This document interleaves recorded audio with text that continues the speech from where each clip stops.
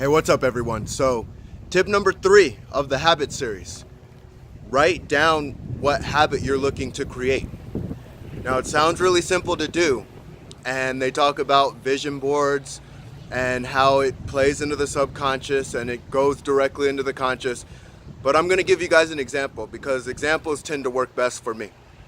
So, have you ever lost your keys or lost your remote control or lost anything for that matter?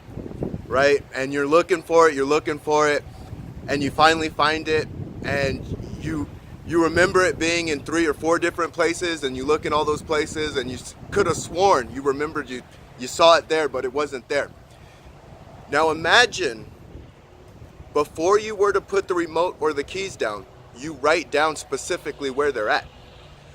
You don't have to think about it anymore. It's almost like the action's been created. You know exactly where it's at. Try it sometime. Try and put your key somewhere or put your remote somewhere, write down specifically where it's at, and watch how easy it is to remember it. And that's where habits are built. Habits are built by making conscious efforts towards the habit. So when you write it down, you've just made a conscious effort to implement the habit even better. So I hope that tip helped you out, and I hope you guys have a great day. Thank you.